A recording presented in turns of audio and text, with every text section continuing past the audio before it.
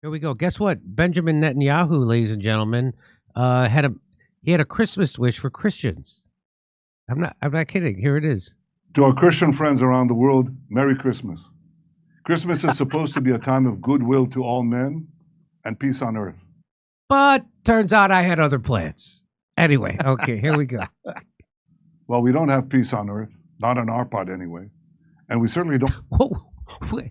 It seems like he's admitting it. Not on our part. I don't know if you know, we're busy slaughtering the children of our enemies. Anyway, and not on our part anyway. He's admitting. Here we go. See goodwill to all men.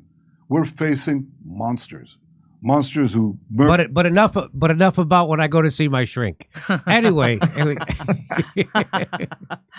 children in front of their parents and parents in front of their children, who raped and beheaded women, who burnt babies alive, who took babies hostage. So there's still, what a great Christmas wish, isn't this? I gotta tell you, this guy, I'd hate to see his Christmas card. Did it just just open it up and it's an abortion? What is going on? It's unbelievable. This is your Christmas wish? Okay, here we go. This is a battle, not only of Israel against these barbarians, it's a battle of civilization against barbarism. And I know in this that we have your support. I want to thank you. So you know he's lying, right? Because he knows he doesn't have people's support. A Jewish think tank did their own study. 95% of all the protests about Israel-Palestine are pro-Palestine. That's the whole world. So they've lost the whole world. Okay, just so you know. For your support. I want to thank you for your prayers.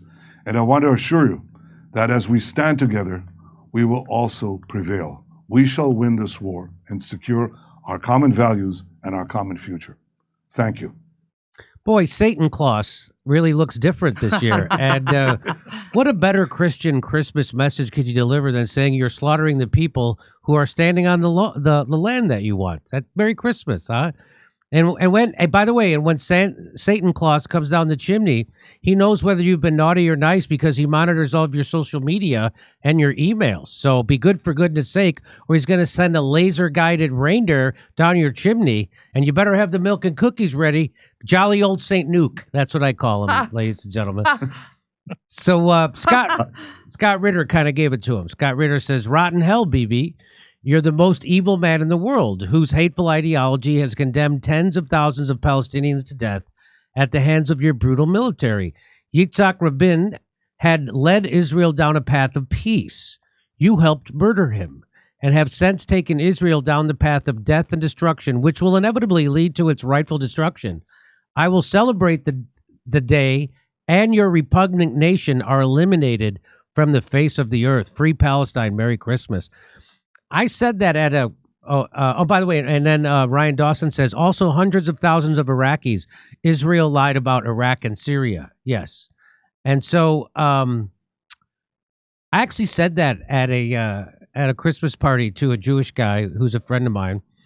And I said, yeah, I don't think Israel has a right to exist. I don't go that far, and I don't think they have a right to defend themselves against people they're occupying against.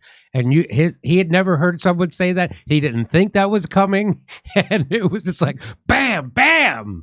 And I'm like, nobody has a right to an ethno state. But let me bring in the two Jews from Due Dissidence. Go ahead. What do you have to say about BB's Christmas message? Okay, listen, let's knock off the bullshit. We all know you want us out here as Jesus bait, and we are willing to continue to do that. If we're not here, your Messiah doesn't come. You want your Messiah, we want the missiles. Let's deal. Let's work it out. After all the hand-wringing on Fox News for all these years, who'd have thought Israel would wage the literal war on Christmas? But I mean, this is a literal war on Christmas, and they seem to be supporting this one, not only in this speech, but obviously they attacked Bethlehem. How much more literal does it get than that? So, yeah. I can't believe that. You don't take the day off? I mean, God, have you ever heard of optics? It's Christmas. All right, yeah. save your jokes. You attack Bethlehem on Christmas. Save your jokes, because we're going to do that as a segment coming up. Hold on. Don't blow your wad in this segment. Go ahead. Keep going, though. But I wonder. Go ahead. Keep going. That was just amazing. And it's the arrogance that comes with the knowledge that it's like you hired the biggest, meanest bully in the neighborhood to always walk around with you so you can be as much of an asshole as you want. How do you go while you're in the middle of this mass slaughter of women and children and put up this video wishing your Christian friends Merry Christmas? That is the arrogance of impunity. They talk about when you don't. They've lost the room, and the room I mean is planet Earth. Right. Maybe it's time. Maybe they should talk to Elon Musk about moving to Mars. They'll have a maybe they'll find someone to blow up there too. But how do you think this will end for people like Bibi and the Zionists? I think that before this happened, I didn't know much. I knew that. I kind of vaguely knew Palestine was being occupied, and I knew they were the underdog, and I knew they threw rocks, and Israel and the IDF shot them. Right. And I knew about the Iron Dome, and I knew that they had health care and we didn't, and yet we're giving them money. So I already had a chip on my shoulder. But now I know everything almost. There is a lot. I put it this way. I know enough to know that I don't support Israel. And I certainly don't support Zionists or Zionism, and I compare them with Nazis. So that's how far I've come, and I understand about the Nakba. I didn't know about the Nakba. I didn't know how Israel got settled. I didn't know any of the history. I do know all that stuff now, and I know that there's $500 billion in oil and gas underneath Gaza, the West Bank, and off the coast. I know that's happening. I know that I wouldn't have known any of that stuff if they didn't do this, but they were always been planned. This was always the plan for the Zionists, right? They always wanted to take Gaza, and they always wanted to take the West Bank, and they just needed a pretext to do it, and the pretext was funding Hamas and trying to divide and conquer the Palestinian Liberation Organization and Hamas. And so when Hamas actually were the people who would fight back with the money they were given by Israel, they could use that as a pretext to do what they're doing. That's what I know now. Yeah, they propped up Hamas in order to discredit any movement for a Palestinian state. And you're absolutely right. They just wanted a pretext to go in and clean the place out. And that's exactly what they're doing. And that's exactly what I knew they were going to do on October 7th. I said Gaza's days are numbered. It's a horrible, horrible thing. But that's what's going to happen. What I didn't expect, pardon me, is for as many people to learn about this as quickly as they are, all pretty much at the same time.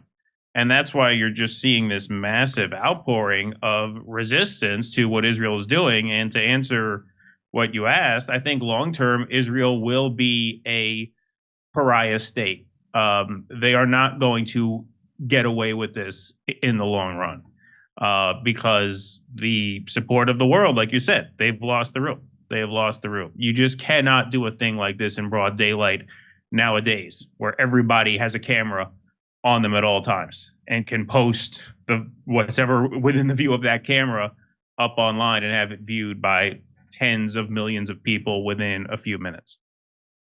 Yeah, it looks like Iran made the attempt to ally the Arab states to take some kind of action.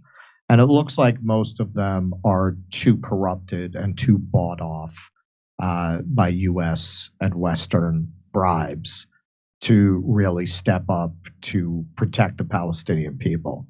But even barring that changing, they're going to be a pariah state. You're going to see, I know we have a story coming up that demonstrates how much of its influence over the rest of the world the U.S. is losing. The rest of the world is just not going to follow the U.S.'s lead of wanting to let them get away with this. You're going to see boycotts. You're going to see sanctions against Israel. And you may even see removal of ambassadors, withdrawal of ambassadors, throwing ambassadors out of countries. They're not just going to be able to go back to business as usual. Okay, well, Merry Christmas. Come see us do a live stand-up show. We'll be in Venice, California, Palmdale, California, Omaha, Des Moines, Milwaukee, Lansing, Bend, Oregon, Portland, Oregon, Seattle, Washington, Boston, Massachusetts, and we're going to Europe. Do you live in Europe? We're going to be there. Go to jimmydore.com for a link for all those tickets.